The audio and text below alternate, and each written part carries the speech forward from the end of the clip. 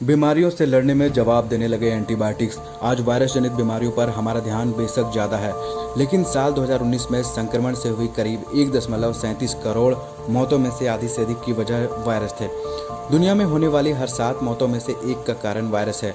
Virus संक्रमण से निपटने के लिए व्यापक तौर पर एंटीबायोटिक्स का सहारा लिया जाता है, जो वायरस पर काम ही नहीं करती।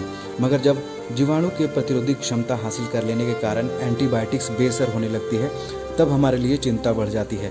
अनुमान है कि सालाना 12.7 लाख लोग इसी एंटीबायोटिक रेजिस्टेंस के कारण दम तोड़ देते हैं। हालांकि कोविड-19 से हुई मौत की तुलना में यह आंकड़ा छोटा जान पड़ता है, पर समग्रता में देखें तो अकेले इस सदी में एंटीबायोटिक्स प्रतिरोध के कारण 3 करोड़ से अधिक लोगों ने जान गंवाई है।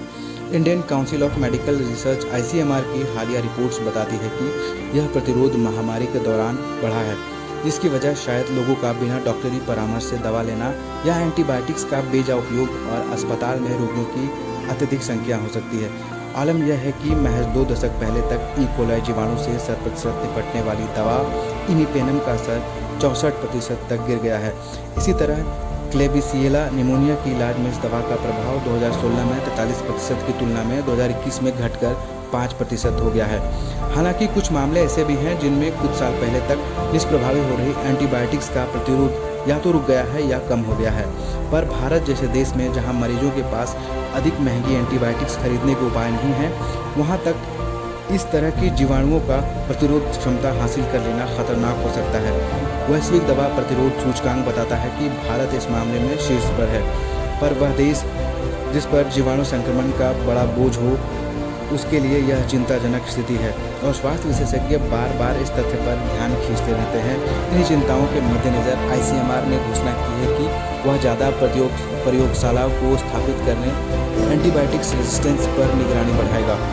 यह जरूरी कदम है, लेकिन पर्याप्त नहीं। पोल्ट्री और खेती में व्यापक तौर पर उपयोग की जाने वाली एंटीबायोटिक्स दवाओं को देखते हुए जरूरी यह भी है कि पर्यावरण के साथ साथ अपशिष्ट पदार्थों की विशेषकर अस्पतालों के आसपास निगरानी की जाए। इससे कार्य योजना बनाने में मदद मिलती है। असल में दिक्कत हमारी कार्यवाही में है। दवा दुकानों को एंटीबायोटिक्स की बिक्री से फायदा होता है, इसलिए जरूरी न होने पर भी वे इसके इस्तेमाल को बढ़ावा देती है।